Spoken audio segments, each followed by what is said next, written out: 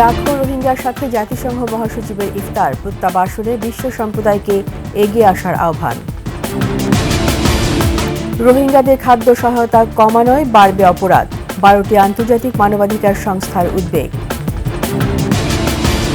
রাজধানীর আশকোনায় মাদ্রাসা শিক্ষকের বিরুদ্ধে ধর্ষণের অভিযোগ, গণপিটুনির পর থানায় হস্তান্তর।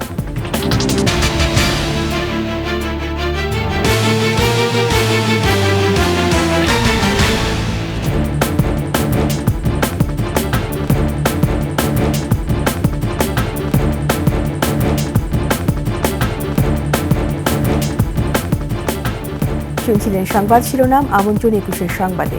সাথে আছি রীতা চৌধুরী। দর্শক, 21 টেলিভিশনের সংবাদ একই সাথে সরাসরি দেখতে পাবেন আমাদের ফেসবুক পেজ www.facebook.com/2124 অনলাইনে। সাবস্ক্রাইব করতে পারেন www.youtube.com/21tv চ্যানেলে। রোহিঙ্গার প্রত্যাবাসনে বিশ্ব সম্প্রদায়কে এগিয়ে আসার আহ্বান জানিয়েছে জাতিসংঘ মহাসচিব অ্যান্তোনিও গুতেরেস। কক্সবাজারের উখিয়ায় লাখো রোহিঙ্গার সাথে ইফতার অনুষ্ঠানে এই আহ্বান জানান তিনি। আর রোহিঙ্গাদের দেশে ফেরত পাঠাতে উদ্যোগ নেওয়ার আহ্বান জানান প্রধান উপদেষ্টা ডক্টর মোহাম্মদ ইউনূস। আলী আহমেদের রিপোর্ট।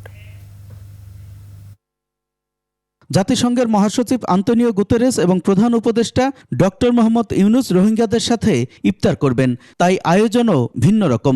লাখো রোহিঙ্গা জনগোষ্ঠী একসাথে হয় এই ইফতার আয়োজনে। পাহাড়ের পাদদেশ, ঢাল, সমতল সব জায়গায় রোহিঙ্গাদের ঢল।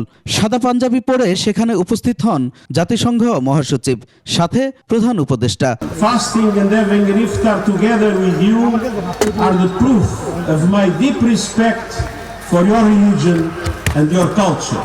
আর প্রধান উপদেষ্টা তার শুভেচ্ছা বক্তব্যে রোহিঙ্গাদের স্বস্তিকর দেশে ফেরা কামনা করেন।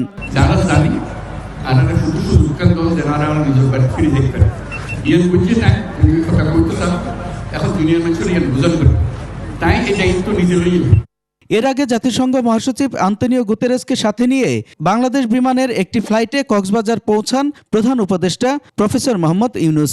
সেখান থেকে জাতিসংঘ মহাসচিব সরাসরি চলে যান উখিয়ায় রোহিঙ্গা ক্যাম্পে। রোহিঙ্গা জনগোষ্ঠীর সাথে মতবিনিময় করেন তিনি। এ সময় নিজ দেশে ফেরার আকুতি জানায় রোহিঙ্গারা। আন্তর্জাতিক সহায়তা হ্রাস পাওয়ায় কিভাবে ক্ষতিগ্রস্ত হচ্ছে এ জনগোষ্ঠী তা তুলে ধরেন জাতিসংঘের কর্মকর্তারা। The water we have to truck into the communities. It impacts our capacity to buy the gas for them to cook and the shelter. It's just awful. ক্যাম্পে রোহিঙ্গাদের কালচারাল সেন্টারও ঘুরে দেখেন জাতিসংঘ মহাসচিব। এরপর স্থানীয় গণমাধ্যমের মুখোমুখি হন আন্তোনিও গুতেরেস। সহায়তা বাড়ানোর পাশাপাশি রোহিঙ্গাদের দেশে ফেরাতে বিশ্ব সম্প্রদায়ের প্রতি আহ্বান জানান তিনি। Dramatic cuts in humanitarian aid were announced by the United States and by several other countries, namely in Europe. And because of that, we are at risk to cut the food rations in this camp. We cannot accept that the international community forgets about the Rohingyas. And my voice will speak loud to the international community saying we need urgently more support because this population badly needs that support. Ali Ahmed, 21 television. কক্সবাজারে পর্যটন সহ উন্নয়ন সম্ভাবনাকে কাজে লাগাতে সরকারের অপেক্ষায় বসে না থেকে স্থানীয় বিনিয়োগকারীদের এগিয়ে আসার আহ্বান জানিয়েছেন প্রধান উপদেষ্টা ডক্টর মোহাম্মদ ইউনূস।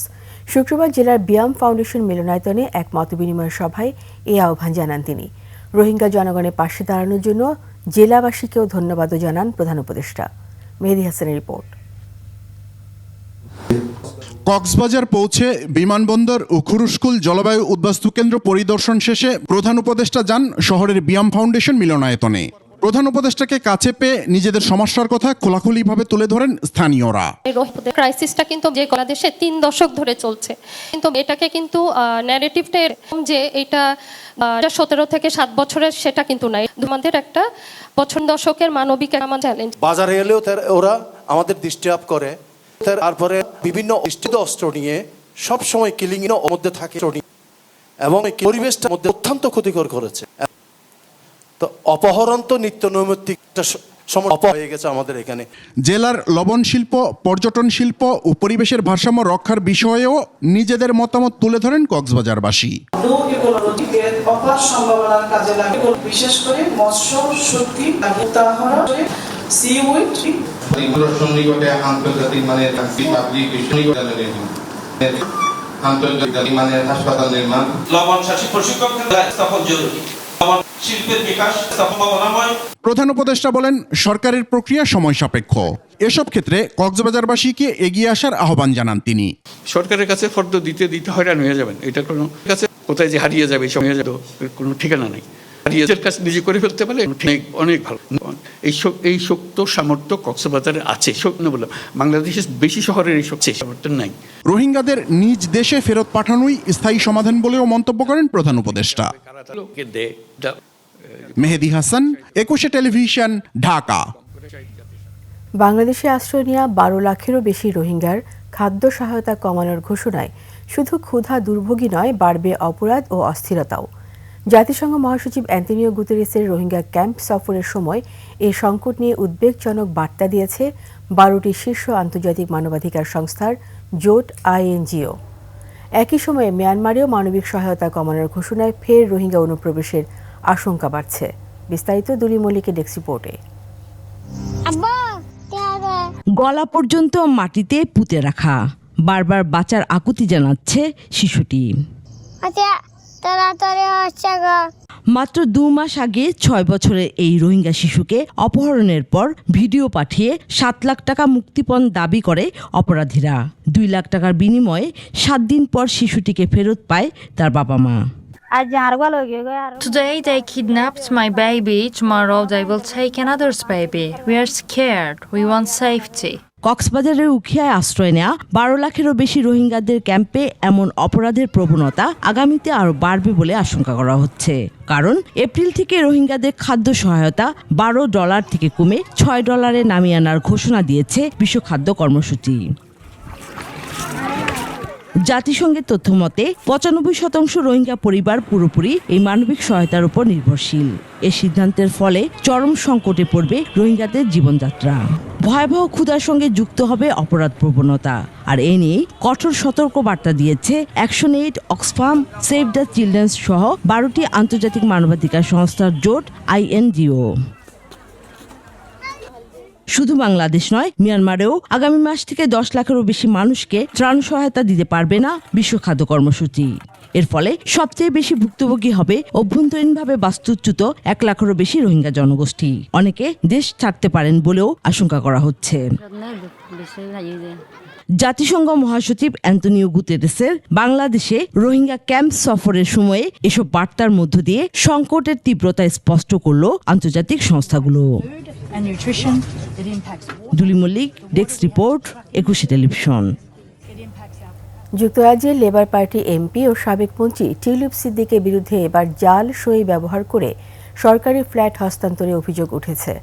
বাংলাদেশে দুর্নীতি দমন কমিশন দুদকের তদন্তের ভিত্তিতে এ নিয়ে প্রতিবেদন প্রকাশ করে ব্রিটিশ সংবাদ মাধ্যম ফিনান্সিয়াল টাইমস।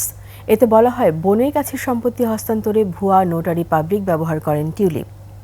বিস্তারিত দুলি মল্লিকের আরেকটি ডেস্ক রিপোর্টে। পূর্বাঞ্চলের নিউটাউন প্রকল্পে প্রায় 1 একরের সরকারি প্লটের মালিক ক্ষমতাচ্যুত প্রধানমন্ত্রী শেখ হাসিনার বোনের মেয়ে টিউলিপ সিদ্দিক। প্রশ্ন ওঠে বৈধতা নিয়ে। দুর্নীতি দমন কমিশন দুদকের তদন্ত বলছে, ঢাকা শহরে আগেই টিউলিপের আরেকটি সম্পত্তি থাকায় নিয়ম অনুযায়ী পূর্বাঞ্চলে প্লট পাওয়ার যোগ্য নন তিনি। এ অবস্থায় টিউলিপ তার মালিকানাধীন গুলশানের ফ্ল্যাট বোন আজমিনা সিদ্দিককে হস্তান্তর করেন। তবে এক্ষেত্রে নোটারি পাবলিকটি ভুয়া ছিল। নথিতে ব্যবহৃত আইনজীবীর সইও জাল। দুদক বলছে, ফ্ল্যাটের প্রকৃত মালিকানা গোপন রাখতেই এ প্রচেষ্টা। দুদকের দাবি, 2015 সালে রাজনৈতিক প্রভাব খাটিয়ে পূর্বাঞ্চলে নিজের ও পরিবারের জন্য সরকারি প্লট বরাদ্দ নিয়েছিলেন টিউলিপ। মানা হয়নি লটারির নিয়মও। টিউলিপের বিরুদ্ধে আনা এসব অভিযোগ শিগগিরই আদালতে উপস্থাপন করবে দুদক। আদালত অনুমোদন দিলেই বিচারিক কার্যক্রম শুরু হবে। গেল আগস্টে ছাত্র জনতার গণ অভ্যুত্থানে শেষ হয় শেখ হাসিনার 15 বছরের শাসনামল। এরপর থেকেই তার ও তার পরিবারের সদস্যদের বিরুদ্ধে দুর্নীতিসহ নানা আর্থিক অনিয়মের একাধিক অভিযোগ সামনে আসে। এ সংশ্লিষ্টতার জেরেই জানুয়ারিতে রাজনৈতিক চাপে পড়ে সিটি মিনিস্টার পদ ছাড়েন শেখ হাসিনার বোনের মেয়ে টিউলিপ সিদ্দিক। দুলি মল্লিক, ডেস্ক রিপোর্ট, 21 টেলিভিশন। রাজধানী দক্ষিণখানে আসকোনা এলাকায় মার্কাজুস সুন্নাহ তাহেরিয়া ওয়ালিয়া মডেল মাদ্রাসার শিক্ষার্থীকে ধর্ষণের অভিযোগে এক শিক্ষককে আটক করেছে দক্ষিণখান থানা পুলিশ। ভুক্তভোগীর বরাত দিয়ে স্থানীয়রা বলেন, দ্বিতীয় শ্রেণীর এক শিক্ষার্থীকে ইয়াসিন মিয়া নামের ওই শিক্ষক শরীর মেসেজের কথা বলে রুমে নিয়ে ধর্ষণ করেন। বিষয়টি ওই শিক্ষার্থীর বাবা মাকে জানালে তারা এই বিষয়ে কথা বলতে মাদ্রাসায় যান। পরে মাদ্রাসার প্রধান শিক্ষক টাকার বিনিময়ে বিষয়টি ধামাচাপা দেওয়ার চেষ্টা করেন। এক পর্যায়ে উত্তেজিত জনতা ওই শিক্ষককে গণপিটুনি দিয়ে পুলিশের কাছে সোপর্দ করে। এ ঘটনায় মামলা প্রক্রিয়াধীন বলে জানিয়েছে দক্ষিণখান থানা পুলিশ। আদালত ও বিচারক সংকটে ধর্ষণ মামলার বিচার পাওয়ার হার মাত্র 3%। আদালতের সংখ্যা বাড়ানো না হলে শুধুমাত্র জমে থাকা বিচার শেষ করতেই লেগে যাবে কয়েক বছর। আইনজীবী ও বিশেষজ্ঞরা বলছেন, ধর্ষণ মামলায় অভিযুক্তদের সামাজিকভাবে ধিক্কার জানানো জরুরি। মফিউর রহমানের রিপোর্ট। মাগুরায় ধর্ষণের শিকার 8 বছরের শিশুর মৃত্যুতে স্তব্ধ গোটা দেশ। নড়ে চড়ে বসে সরকারও, উদ্যোগ নেয় দ্রুত বিচার শেষ করার। একই সাথে উদ্যোগ নেওয়া হয় আইন সংস্কারেরও। এরপরও বৃহস্পতিবার দিন ও রাতে মিলে নারায়ণগঞ্জ ও সিরাজগঞ্জে চেষ্টা হয় শিশু ধর্ষণের। বিশেষজ্ঞরা বলছেন, হঠাৎ এত খবর শুনে নির্যাতন বেড়েছে মনে হলেও আসলে এ হার আগের মতোই আছে। অপরাধগুলো হঠাৎ করে বেড়ে গেছে এটা বলবো না। বিভিন্ন ধরনের জরিপ অনুযায়ী যেটা দেখতে পাই, ক্রাইমগুলো আগেও ছিল, এখনো হচ্ছে। বর্তমান রাজনৈতিক অবস্থাতেও এটা খুব পিকে আছে, কিন্তু আদতে ঐতিহাসিকভাবেই আমাদের সমাজে বীরাঙ্গনা থেকে শুরু করে এখনো পর্যন্ত নারীর প্রতি সহিংসতাকে ইজ্জত এবং সম্ভ্রমের বাইরে দেখা হয়নি। দুর্বলের প্রতি সবলের শক্তি দেখানোর উপায়, সঠিক যৌন শিক্ষা না থাকা, বিচারহীনতা, বিকৃত মানসিকতায় এই অপরাধ ক্রমশ বাড়ছে। বেশিরভাগ দণ্ডিত যে আসামিরা রয়েছে ধর্ষণে, তারা ধর্ষণকে ধর্ষণই মনে করে না। তারা মনে করে যে সে শিশু হোক বা একজন পূর্ণবয়স্ক নারী হোক, যার সাথে সে ধর্ষণের ঘটনা ঘটিয়েছে, তাকে তিনি শিক্ষা দিয়েছে। প্রতিটি জেলায় এই ল্যাবের ব্যবস্থা করা উচিত, ফরেন্সিক ল্যাবরেটরিগুলি থাকা উচিত, ডিএনএ টেস্টের জন্য প্রপার ল্যাবরেটরি থাকা উচিত। তাহলে সেইগুলো ফ্যাসিলিটেট না করে এটা কি কোনোভাবেই সম্ভব না যে এই 15 দিনে তদন্ত রিপোর্ট দিবে, এমনকি 30 দিনেও সম্ভব না। দেশে যত ধর্ষণ ও নারী নির্যাতনের ঘটনা ঘটে তার মধ্যে আড়ালে থাকে 80%। যে 20% আদালত পর্যন্ত গড়ায় তার মধ্যে বিচার হয় মাত্র 3% মামলার। এজন্য প্রয়োজন বিশেষ ট্রাইব্যুনাল, বিচারক সংখ্যা বৃদ্ধি, সর্বোপরি নারী নিরাপত্তা। প্রায় 45 লক্ষ মামলা এবং বিচারকের সংখ্যা হচ্ছে 2000। তো এখন এই 2000 জন বিচারক যদি 45 লক্ষ মামলা দিন রাত কাজ করেও, তাও একটা গবেষণায় দেখা গেছে যে 2.5 লক্ষ বছরের আগে শেষ হবে না, কারণ নতুন মামলা তো চলতে থাকবে। নারী শিশু নির্যাতন দমন ট্রাইব্যুনালে যে মামলাগুলো আছে সেটার মাত্র সাজার পার্সেন্টেজ হচ্ছে মাত্র 3%। তার মানে 100টা মামলা করলে 97টা মামলাতেই খালাস পেয়ে যাচ্ছে। যে হচ্ছে ধর্ষণের ঘটনা ঘটিয়েছে এটা যদি প্রমাণিত হয়, তখন তার সম্পদ এবং সম্পত্তি বাজেয়াপ্ত করা, এবং যদি তার কোনো সম্পত্তি না থাকে তাহলে তার বাবা মার সম্পত্তি বাজেয়াপ্ত করা, মানে উত্তরাধিকার সম্পত্তি যেন সে না পায়, ওটা নারীর কাছে চলে যাবে। ধর্ষণ ও শিশু নির্যাতন রোধে সামাজিক মূল্যবোধ জাগ্রত করা, শিক্ষা কারিকুলামে পরিবর্তন, ছেলে শিশু সহ সকল শিশুকে নিরাপদে রাখার পরামর্শ বিশেষজ্ঞদের। মফিউর রহমান, 21 টেলিভিশন, ঢাকা। নিচ্ছি সংবাদ বিরতি। যখন ফিরব তখন অন্যান্য খবরের সঙ্গে আরও থাকবে। কানাডায় পালানো মরক্কোর বিদায়ী রাষ্ট্রদূত হারুনের বিরুদ্ধে ব্যবস্থা নেবে সরকার। আবার আমন্ত্রণ 21 সংবাদে। মরক্কোতে বাংলাদেশের সদ্য বিদায়ী রাষ্ট্রদূত মোহাম্মদ হারুন আল রশিদের বিরুদ্ধে প্রয়োজনীয় বিভাগীয় ব্যবস্থা গ্রহণ করবে সরকার। ইতিমধ্যে পররাষ্ট্র মন্ত্রণালয় তার এবং তার পরিবারের পাসপোর্ট বাতিলের প্রয়োজনীয় ব্যবস্থা নিয়েছে।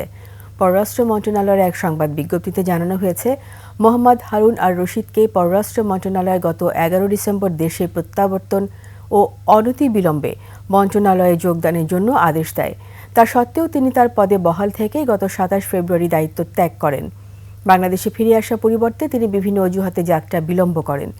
মন্ত্রণালয়ের অনুমোদন ছাড়াই তিনি মরক্কো থেকে কানাডার অটোয়ায় চলে যান। গত ৬ মার্চ ঢাকায় ফেরার কথা থাকলেও আসেননি হারুন আর রশিদ।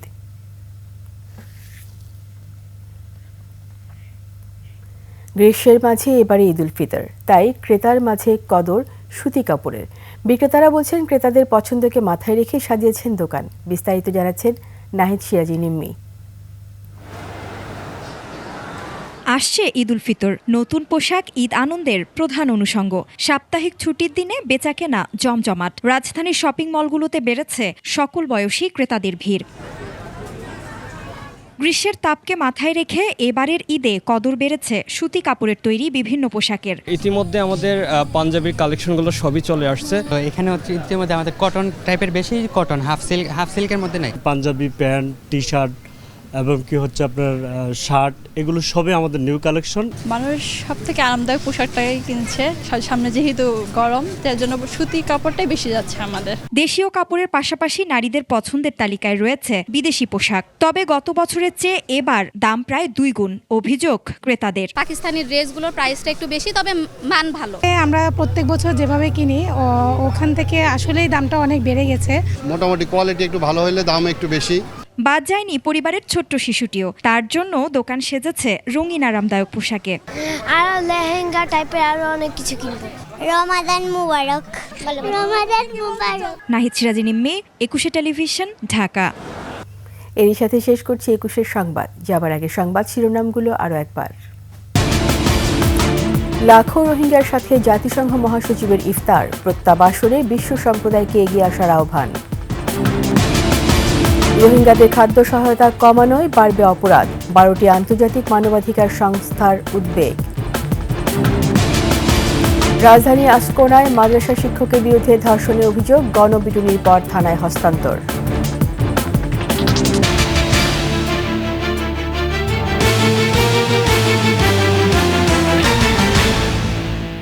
সবশেষ সংবাদ জানতে ডায়াল করুন 2024 নম্বরে আর ভিজিট করুন 21-tv.com ওয়েবসাইটে। ফেসবুকে ভিজিট করতে পারেন www.facebook.com/2124 অনলাইনে। সাবস্ক্রাইব করতে পারেন www.youtube.com/@21tv চ্যানেলে। এতক্ষণ সঙ্গে থাকার জন্য সবাইকে ধন্যবাদ। পরবর্তী সংবাদ দেখার আমন্ত্রণ রইল। 21-এর সাথেই থাকুন।